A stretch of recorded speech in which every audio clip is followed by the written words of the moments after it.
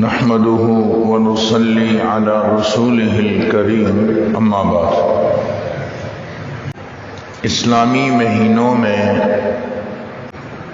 یہ مہینہ شعبان المعظم کا مہینہ کہلاتا ہے۔ اس مہینے کو شعبان المعظم اس لیے کہتے ہیں کہ یہ عظمتوں والا مہینہ ہے شریعت کی نگاہ میں، اور اس کو معظم اس لیے بھی کہتے ہیں کہ اس میں شب برات آتی ہے، جس میں انسان کی دعائیں قبول ہوتی ہیں، اللہ رب العزت کی رحمت کا نزول ہوتا ہے، عبادت کرنے والوں کو اللہ تعالیٰ جہنم سے آزاد فرماتے ہیں، عظمتیں نصیب فرماتے ہیں۔ اس لیے اس رات اس مہینے کو شعبان المعظم کہا جاتا ہے۔ علماء نے ایک خوبصورت بات یہ بھی لکھی ہے کہ شعبان اس میں 5 حروف استعمال ہوئے ہیں، شین، عین، با، الف اور نون۔ شین سے اشارہ ہے شرف کی طرف، شرافت، عظمت۔ عین سے اشارہ ہے علو اور بلندی کی طرف۔ با سے اشارہ ہے بر یعنی نیکی۔ الف سے الفت اور نون سے نور کی طرف اشارہ ہے۔ اس رات میں عبادت کرنے والوں کو اللہ تعالیٰ شرف بھی عطا فرمائے گا، بلندیاں بھی نصیب ہوں گی، نیکیوں کی بھی گویا اسے توفیق مل رہی ہے، الفتیں محبتیں بھی اللہ نصیب فرمائیں گے، اور دنیا اور آخرت میں نور بھی نصیب فرمائیں گے۔ اس لیے اس مہینے کو شعبان المعظم کہا جاتا ہے۔ ایک دوسری بات جو مجھے اس مہینے کے حوالے سے عرض کرنی ہے وہ یہ کہ امام الانبیاء صلی اللہ علیہ وسلم شعبان کے مہینے میں عبادات میں کچھ اضافہ فرما لیا کرتے تھے بنسبت دیگر مہینوں کے۔ نفلی عبادات بھی بڑھ جاتی تھی، مگر خصوصاً روزے کا اہتمام بہت زیادہ فرماتے تھے۔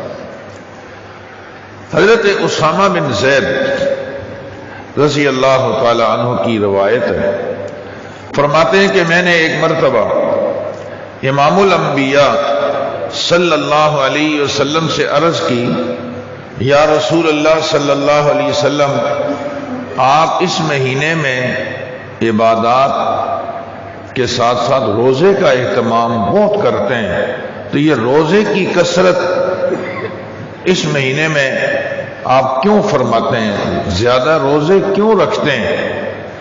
آپ نے ارشاد فرمایا، لوگ اس مہینے کی عظمت سے غافل ہیں۔ دراصل اس مہینے میں انسان کے اعمال اللہ رب العزت کی بارگاہ میں پیش کیے جاتے ہیں، جیسا کہ بعض روایات میں آتا ہے ہر روز اعمال پیش ہوتے ہیں، بعض جگہ آتا ہے ہر پیر اور جمعرات کے دن اعمال پیش ہوتے ہیں۔ تو یہ بات بھی آپ نے فرمائی کہ شعبان کے مہینے میں اللہ رب العزت کی بارگاہ میں اعمال پیش ہوتے ہیں۔ میں یہ چاہتا ہوں کہ جب میرے اعمال پیش ہوں تو میں روزے کی حالت میں ہوں۔ تو شعبان کے مہینے میں روزے آپ صلی اللہ علیہ وسلم اس لیے کثرت سے رکھتے تھے۔ حضرت عائشہ صدیقہ رضی اللہ تعالیٰ عنہ بھی یہی بات فرماتی ہیں کہ آپ صلی اللہ علیہ وسلم دیگر مہینوں میں اتنے نفلی روزے نہیں رکھتے تھے جتنا کہ شعبان کے مہینے میں نفلی روزوں کا اہتمام فرماتے تھے۔ تو کثرت کے ساتھ نفلی روزے اس مہینے میں آپ رکھتے تھے۔ دراصل یہ مہینہ تمہید ہے رمضان شریف، یہ مہینہ تمہید ہے اس آنے والے مبارک مہینے کی۔ جب یہ روایت میں آتا ہے گو کہ وہ سند کے اعتبار سے کمزور ہے، مگر الفاظ اور مفہوم اس کا بہت اچھا ہے۔ آپ صلی اللہ علیہ وسلم کا فرمان ہے، جب رجب کا چاند نظر آ جاتا تو آپ فرماتے اللہم بارک لنا فی رجب و شعبان وبلغنا رمضان، اے اللہ ہمیں رجب اور شعبان کے مہینے میں برکتیں عطا فرما، اور رمضان شریف تک ہمیں پہنچا دے۔ تو یہ شعبان کا مہینہ تمہید ہے، تو روزوں کے ذریعے، نفلی عبادات کے ذریعے، تلاوت کے ذریعے مشق کر لینی چاہیے، تاکہ جب رمضان کا مہینہ اصل جو عبادات کی روح نصیب ہوتی ہے وہ مہینہ جب شروع ہو تو ہمیں پہلے سے ایک طرح کی مشق ہو چکی ہو اور ہماری تیاری ہو چکی ہو۔ شعبان کے مہینے کی فضیلت ایک تو یہی میں نے عرض کر دی کہ یہ تمہید ہے رمضان شریف کی، اور ایک اس کی دوسری فضیلت یہ بھی ہے کہ یہ مہینہ ایسا ہے کہ اس میں ایک رات ہے جسے شب برات کہا جاتا ہے۔ شب برات کے حوالے سے علماء فرماتے ہیں کہ اگرچہ اس کی فضیلتیں کوئی اتنی مستند احادیث سے تو ثابت نہیں، مگر شیخ الاسلام حضرت مولانا مفتی تقی عثمانی صاحب زیدہ مجدہ نے ایک بڑی خوبصورت بات ارشاد فرمائی کہ 10 صحابہ کرام رضی اللہ تعالی عنہم اجمعین سے اس رات کی فضیلت ثابت ہے۔ سند کے اعتبار سے گو کہ وہ روایت ضعیف اور کمزور کیوں نہ ہو، جب ایک بات کی تائید بہت سارے صحابہ سے ہو جائے تو اس میں ایک وزن پیدا ہو جاتا ہے، لہذا اس رات کی فضیلت کا بالکل انکار کرنا یہ صحیح نہیں ہوگا۔ شب برات کو برات اس لیے بھی کہا جاتا ہے کہ برات کے معنی ہوتے ہیں بری ہونا۔ اللہ تعالیٰ اس رات میں عبادت کرنے والوں کو جہنم سے بری فرماتے ہیں، تو اس لیے اس کو شب برات کہتے ہیں۔ شب برات کے حوالے سے مجھے 3-4 باتیں بڑی اہم عرض کرنی ہیں۔ ان میں سے پہلی بات تو یہ ہے کہ جیسے میں نے عرض کیا کہ اس رات کی فضیلت ثابت ہے، اور اس رات میں جتنی توفیق ہو آدمی عبادت کر لے، مگر یہ سمجھنا کہ پوری رات جاگنا بہت ضروری ہے، ایسا کچھ نہیں ہے۔ جاگنا طاقت کے مطابق ہو، پوری رات جاگتے رہے، فجر کی نماز چلی گئی، پوری رات جاگتے رہے اور اس کے بعد جب جاگنے کا وقت تھا تہجد کا تو سو گئے، میں نے عرض کیا کہ فجر کی نماز بھی ضائع ہو گئی۔ طاقت سے زیادہ جاگنے کی کوئی اہمیت نہیں۔ دوسری بات یہ کہ شب برات میں ہم نے جاگ کر نفلی عبادت جتنی توفیق ہو وہ کرنی ہے، مگر نفلی عبادت اس رات میں اپنے گھر میں کرنی افضل ہے۔ مسجدوں میں جا کر اجتماعی شکلوں میں نفلی عبادات نہیں کی جاتی، بلکہ اس رات میں گھر کے اندر آپ نفلی عبادات کا اہتمام کیجئے جتنی کہ آپ کو توفیق ہو، اور اس کے اندر بھی اس بات کا بہت خیال کیا جائے کہ اس رات کی کوئی مخصوص طرز کی عبادت نہیں ہے، 2 رکعت یوں پڑھو کہ پہلی رکعت میں سورہ فاتحہ کے بعد فلاں سورت اور دوسری رکعت میں فلاں سورت، ایسا کچھ نہیں ہے۔ بس ہمیں چاہیے کہ ہم مختلف عبادات کو جمع کر لیں، کچھ تلاوت بھی کر لو اور درود شریف بھی پڑھ لو، استغفار بھی پڑھ لو، تیسرا کلمہ بھی پڑھ لو، کچھ نوافل پڑھ لو، تہجد کا اہتمام کر لو، صلاۃ و تسبیح پڑھ لو، مختلف عبادات جمع ہو جائیں۔ عام جیسے نفل صلاۃ و تسبیح کا تو ایک مخصوص طریقہ حدیث میں ہے، وہ تو ایسے ہی پڑھی جائے گی، لیکن اس کے علاوہ جو نوافل پڑھے جاتے ہیں وہ اپنی ترتیب پر جیسے ہم دیگر نوافل پڑھتے ہیں، یا شب برات میں بھی اسی طرح کے نوافل پڑھنے چاہیے، اور ایک بڑا وقت ہمیں دعاؤں کو دے دینا چاہیے کہ اللہ تعالیٰ دعاؤں کو قبول فرماتے ہیں، اور اس رات میں مغفرت کے فیصلے ہوتے ہیں، بخشش کے فیصلے ہوتے ہیں۔ آدمی کو خوب گڑ گڑا کر بارگاہ الہی میں دعائیں مانگنی چاہیے۔ تو پہلی اہم بات میں نے عرض کی کہ گھر میں عبادت کی جائے، اور جتنی توفیق ہو اتنا کیا جائے، گھر کی خواتین کو بھی جگائیں۔ ایک دوسری بڑی اہم بات یہ ہے کہ شب برات میں روایات میں آتا ہے، مختلف روایتوں کا خلاصہ یہ ہے کہ تقریباً 8 قسم کے لوگ ایسے ہیں کہ ان کی مغفرت اس رات میں نہیں کی جاتی۔ ہمیں چاہیے کہ ہم پہلے ہی سے توبہ طائب ہوں، اور اگر ہم نعوذ باللہ ان 8 بد نصیب لوگوں میں شامل ہیں، اپنے آپ کو نکالیے دور کیجیے ان نحوستوں سے، تاکہ ہمارا شمار ایسے لوگوں میں نہ ہو جن کی عبادت، توبہ اور دعائیں قبولی کوئی نہیں۔ ہمیں ان گناہوں سے پہلے توبہ کر لینا چاہیے۔ یاد رکھیں، اگر اس گناہ کا تعلق حقوق العباد کے ساتھ ہے تو بندوں سے معافی مانگنی ہوگی، معذرت کرنی ہوگی۔ لوگ رسمی میسج چلا دیتے ہیں، شب برات آ رہی ہے، جو کچھ ہوا ہے معاف کرنا۔ کس کو بھیجتے ہیں پتہ ہے؟ اپنے دوستوں کو، اور جن کے درمیان میں رنجش ہوتی ہے نا ادھر نہیں بھیجتے، اور ان سے اچھا تو بھیج بھی دیں گے تو ایسی رسمی جملہ بھیج دیا، نا اس کے لیے تو پورے اہتمام کے ساتھ آپس میں مصالحت کی کوشش کرنی چاہیے، اور تعلقات ہموار کرنے چاہیے، رشتہ داریوں کو جوڑنا چاہیے، تاکہ ہم اس گناہ سے بچ جائیں، اور اس رات میں جن لوگوں کی مغفرت نہیں ہوتی ہم ان میں شامل نہ ہوں۔ وہ 8 قسم کے لوگ کون کون سے ہیں جن کی اس مبارک رات میں مغفرت نہیں کی جاتی؟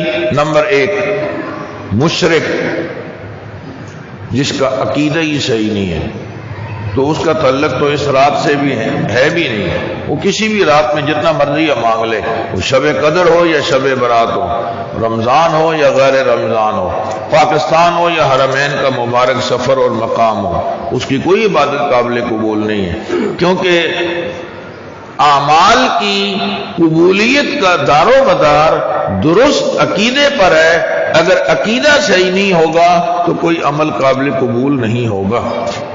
میں نے کئی دفعہ عرض کیا کہ عقیدہ کوئی بحث مباحثے کی چیز نہیں، بلکہ عقیدہ تو نام ہے اس چیز کا کہ ہم ایسے عقائد کے حامل ہوں جن کی برکت سے اللہ پاک ہمیں دائیں ہاتھ میں ہمارا نامہ اعمال دے دیا جائے، اللہ کے عرش کا سایہ نصیب ہو جائے، ہم قبر کے عذاب سے محفوظ ہو جائیں، اور آپ صلی اللہ علیہ وسلم کی مبارک شفاعت نصیب ہو جائے۔ بھائی یہ ہمارے اغراض و مقاصد ہیں۔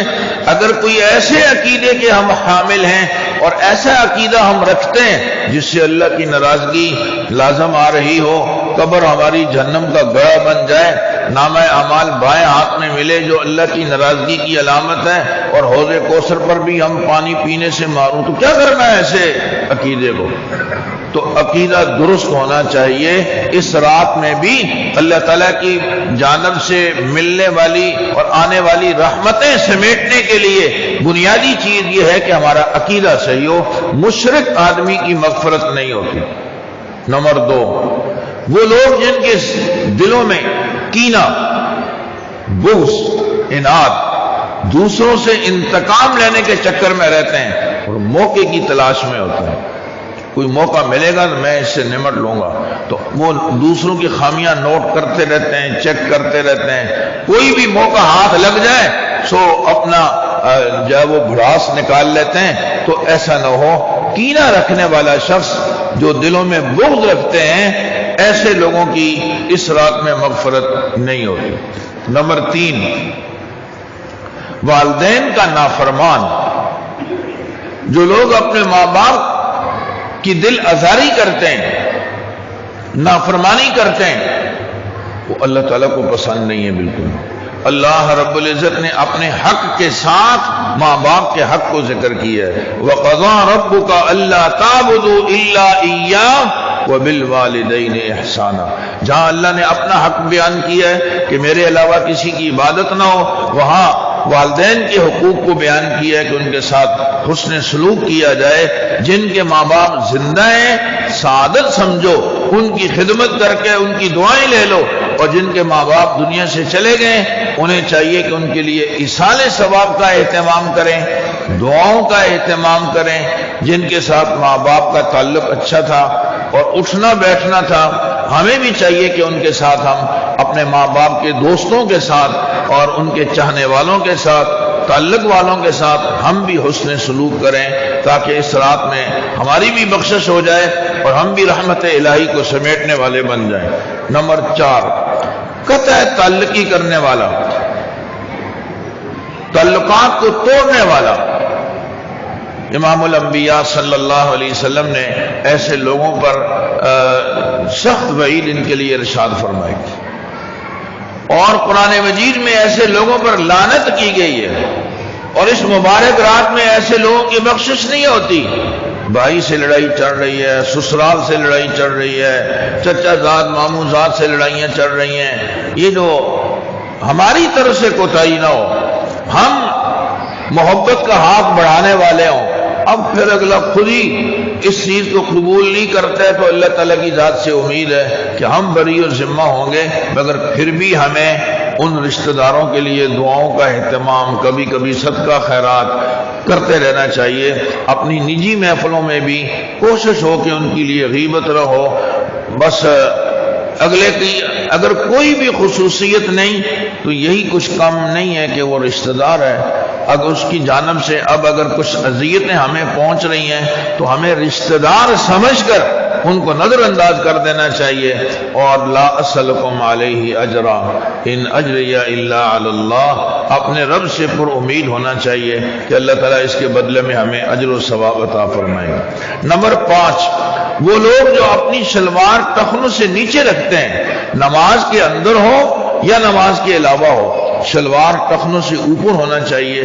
ایک روایت کے مطابق اس رات میں ان لوگوں کی بھی بخشش نہیں ہوتی جو شلوار ٹخنوں سے نیچے رکھتے ہیں۔ عجیب مزاج بن گیا ہے، عورتوں کو حکم ہے کہ شلوار ٹخنوں سے نیچے رکھو، انہوں نے اوپر کر لی، مردوں کو حکم ہے کہ اوپر کر لو، انہوں نے نیچے کرنی شروع کر دی۔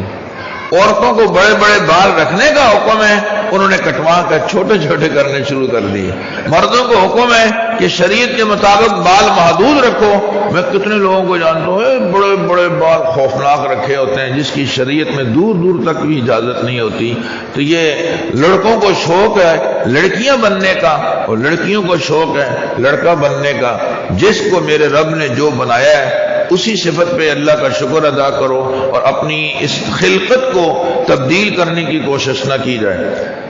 نمبر 6، نشہ کرنے والے، شرابی۔ امام الانبیاء صلی اللہ علیہ وسلم نے لعنت فرمائی ہے شراب بنانے والا، جس کے حکم پہ بنایا گیا ہو، پینے والا، پلانے والا، یعنی ایک روایت میں کل مسکر حرام، ہر نشہ آور چیز حرام ہے۔ جو آدمی دنیا کے اس گندے شراب میں پڑ جائے گا تو اللہ تعالیٰ قیامت میں، حدیث میں آپ نے فرمایا مجھے میری عزت اور جلال کی قسم، اللہ تعالیٰ فرماتے ہیں قیامت میں اس کو لو اور پیپ پلاؤں گا۔ اور جو آدمی دنیا کے اس گندے شراب سے اپنے آپ کو محفوظ رکھے گا تو اللہ پاک اسے قیامت کے دن شراب طہور، پاکیزہ شراب اس کو عطا فرمائیں گے۔ تو ہمیں نشہ آور چیزوں سے بچنا چاہیے۔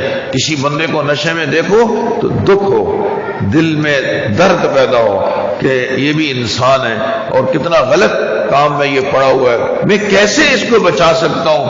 جیسے کسی بے نمازی کو نماز پہ لانا اجر و ثواب ہے، کسی روزہ خور کو روزے پر لانا اجر و ثواب ہے، میں سمجھتا ہوں ایسی کسی انسان کو جو نشے کے اندر مبتلا ہو، اس نشے سے بچانا یہ بھی باعث اجر و ثواب ہے۔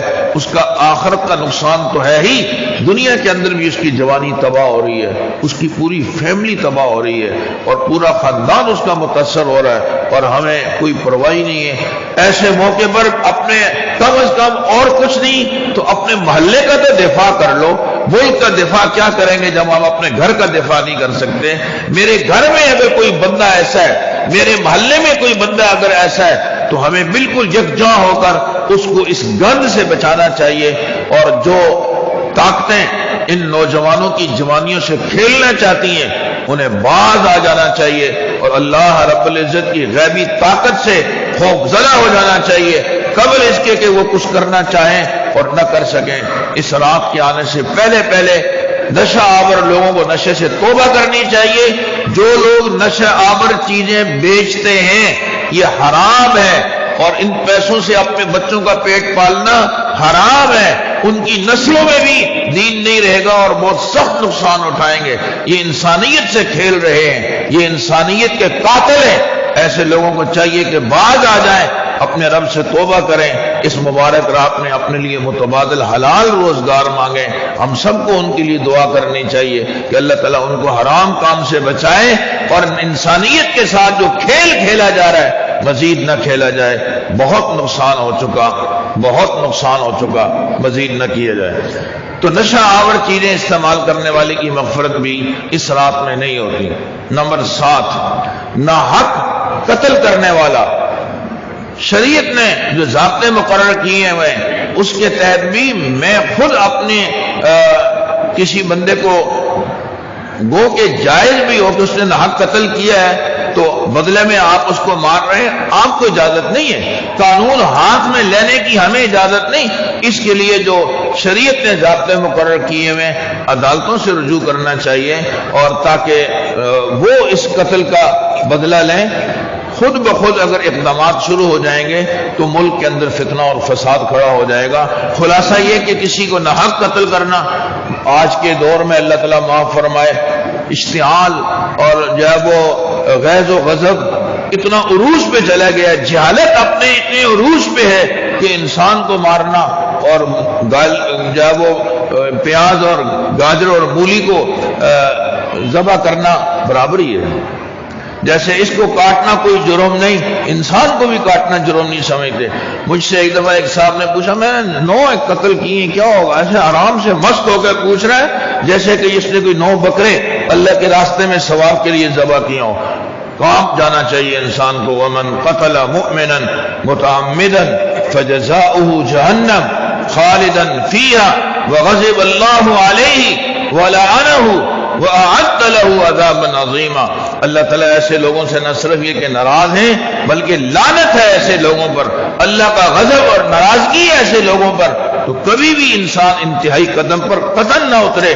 وہ یہ سمجھتا ہے کہ میرے گھر میں اگر اسلحہ ہوگا تو کسی وقت میں بھی میں ناجائز استعمال کر سکتا ہوں، تو اس کے لیے اسلحہ رکھنا بھی صحیح نہیں ہوگا۔ نہ حق کسی کو قتل کرنا اس مبارک رات میں نزول رحمت سے انسان کو محروم کر دینے کے لیے کافی ہے۔ ایک 8واں شخص جو اس رات میں اللہ تعالیٰ کی رحمت کے نزول سے محروم رہتا ہے وہ ہے زنا کرنے والا، بدکاریاں کرنے والا، زانی۔ شریعت میں خواہشات کو پورا کرنے کا جو جائز طریقہ بتلایا ہے اس کو تو اختیار کیا جا سکتا ہے، لیکن ناجائز طریقے سے اپنی خواہشات کو پورا کرنے والا شخص بارگاہ الہی میں بڑا مجرم ہے۔ اپنی تنہائی کی زندگی کو برائیوں سے بچانے کی کوشش کرنی چاہیے۔ عام مجمع میں سارے ہی بزرگ ہیں، میں اور آپ نجی زندگی میں اور تنہائی میں علیحدگی میں اپنے آپ کو گناہوں سے کتنا بچاتے ہیں، ایمان کا پتہ یہیں چلتا ہے، اس لیے اس کا بھی بہت اہتمام ہوتا ہے۔ ایک اور بات جو مجھے شعبان کے حوالے سے عرض کرنی ہے وہ یہ کہ اس رات میں قبرستان جانا کیسا ہے۔ یاد رکھیں امام الانبیاء صلی اللہ علیہ وسلم ایک دفعہ پوری زندگی میں جنت البقیع جو مدینہ منورہ کا قبرستان تھا آپ تشریف لے گئے۔ لہذا اگر کوئی آدمی آپ صلی اللہ علیہ وسلم کی اس اتباع میں ایک دفعہ چلا جاتا ہے تو انشاءاللہ اجر ملے گا، لیکن شب برات کے معمولات میں اور مستقل اس کا ایک رکن سمجھ لینا، مستقل ایک سنت کا درجہ دے دینا کہ جب بھی شب برات آئے گی ہم نے قبرستان جانا ہے، ایسا کچھ نہیں ہے، کیونکہ آپ صلی اللہ علیہ وسلم بھی ایک دفعہ گئے، دوبارہ پھر شب برات آئی آپ نہیں گئے۔ صحابہ کرام کے معمولات میں بھی یہی بات تھی، اس لیے اس کو لازمی ایسا سمجھنا۔ بعض جگہ مساجد میں اعلان ہو رہا ہوتا ہے کہ جمع ہو جاؤ ابھی بس بھر کے قبرستان جائے گی۔ میں نے عرض کیا کہ ایک آدھ دفعہ جانے میں تو کوئی مذائقہ نہیں اس اتباع کے جذبے سے، مگر ہر آنے والے وہ شعبان میں اور شب برات میں اس کا اہتمام کرنا اس کا سنت سے کوئی تعلق نہیں ہے، اور دین اتباع نبوی کا نام ہے، دین شوق پورا کرنے کا نام نہیں۔ ایسی ایک بڑی اہم بات چراغاں کرنا۔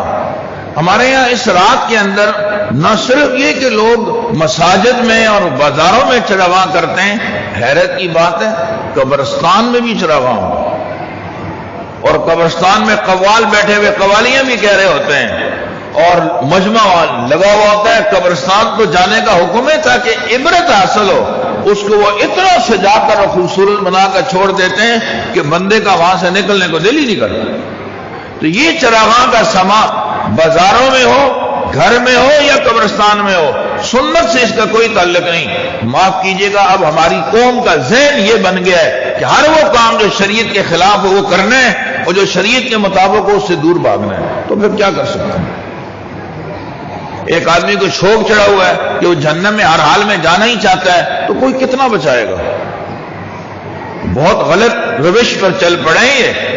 دین کوئی کسی مولوی کا ذاتی نہیں ہے، یہ امام الانبیاء صلی اللہ علیہ وسلم کی ارشادات کا مجموعہ ہے، آپ کی بیان کردہ ہدایات کا مجموعہ ہے۔ تو جو آدمی جن چیزوں کو بیان کر رہا ہے کہ یہ ناجائز ہے، تو وہ جیب سے نہیں بیان کرے گا۔ آپ پوری رات قبرستان میں گزاریں، مولوی کا کیا جاتا ہے؟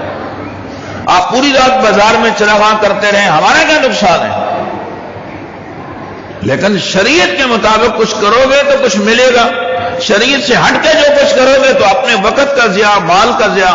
سو اس چراغاں کے اندر آپ کا پیسہ برباد، فائدہ کچھ بھی نہیں۔ گھر میں کر لو، بازار میں کر لو یا مسجدوں میں کر لو، سو چراغاں نہیں کرنا۔ ہمارے یہاں دیہاتوں میں اس رات میں آتش بازی کی جاتی ہے، اس کا نعم البدل شہروں میں چراغاں شروع ہو گیا ہے۔ آتش بازی بھی ناجائز اور حرام ہے۔ ہندوؤں کی رسم کو اس موقع پر جو ہے وہ اس کی یاد تازہ کی جاتی ہے، شریعت میں اس کا قطعاً کوئی اصل موجود نہیں۔ سو آتش بازی سے بچنا ہے، چراغاں سے بچنا ہے۔ شہروں میں اس کے لیے ایک اور گند نکلا ہوا ہے، آتش بازی۔ ہمارے یہاں تو آتش بازی باقاعدہ لکڑیاں جمع کر کے آگے آگ لگاتے ہیں اور یوں گھماتے ہیں، لوگ جو ہے وہ جگہ جگہ کھڑے ہو کر یہ ایک ترتیب کھولی ہوئی ہے، شروع کر رکھی ہے آتش بازی کی۔ شہروں میں پٹاخے بجاتے ہیں، پٹاخوں کا رکھنا جرم ہے، بیچنا مستقل جرم ہے، ان پیسوں کا استعمال کرنا بھی مستقل جرم ہے۔ کتنی جانیں ضائع ہو گئیں، کتنے معصوم بچوں کی آنکھیں ضائع ہو گئیں، زخمی ہو گئے، مگر حیرت ہے کہ پھر بھی دکاندار 4 پیسے کی لالچ میں لا کر اپنی دکانوں پہ رکھتے ہیں۔ ایسے دکانداروں سے مت خرید و فروخت کرو جو انسانیت کو تباہ کرنے کے لیے چیزیں لا کر بیچتے ہیں، نشہ آور چیزیں بیچتے ہیں اور یہ پٹاخے بیچتے ہیں جس سے معصوم بچوں کی زندگیاں برباد ہوتی ہیں۔ انہیں نشان عبرت بنا دینا چاہیے تاکہ آئندہ کے لیے ایسی کوئی چیز نہ بیچیں جو قوم کے لیے نقصان دہ ہو۔ انسانیت کا فائدہ ہمارے پیش نظر ہونا چاہیے، صرف میرے ذاتی فائدے کے لیے مجھے 4 آنے کا فائدہ ہو جائے گا، مجھے اتنے روپے کا فائدہ، کتنے کمال ہو گئے۔ اگر آپ نے پٹاخے بیچے، آگے کسی کی آنکھ ضائع ہو گئی، کوئی بندہ مر گیا، کوئی زخمی ہو گیا، کتنا نقصان ہوا اور آپ نے کتنے پیسے کما لیے۔ ایسے دکانداروں سے میری درخواست ہوگی کہ وہ بالکل اپنی دکانوں پہ ایسی چیزیں نہ رکھیں، کسی نے رکھی ہوئی ہے بیچے مت، واپس کریں، ضائع کر دیں ان کو، مگر خدا را اس بات پہ توجہ دی جائے کہ اپنے معصوم بچوں کے ہاتھوں میں اس طرح کے پٹاخے دے کر اور آتش بازی کی اس رسم کو زندہ نہ کیا جائے۔ اس کا شریعت سے اور سنت سے کوئی تعلق نہیں۔ مسجدوں میں چراغاں، بازاروں میں چراغاں، آتش بازی، یہ کمال ہے۔ آپ اندازہ لگائیے، اللہ کی طرف سے تو رحمت کا نزول ہو رہا ہے۔ چاہیے تھا کہ ہم سجدے میں پڑے ہوں، دعاؤں میں لگے ہوئے ہوں، تلاوت میں لگے ہوئے ہوں اور بارگاہ الہی سے نازل ہونے والی رحمت کو سمیٹ رہے ہوں، اور ادھر کیا ہو رہا ہے؟ اس رحمت کے ساتھ کھیل، آتش بازی، چراغاں، اور ایک اور سسٹم چل گیا ہے، حلوے بناتے ہیں، مخصوص قسم کے کھانے، اور وہ بنا بنا کر ایک دوسرے کے گھروں میں منتقل کرتے رہتے ہیں یہاں تک کہ صبح ہو جاتا ہے۔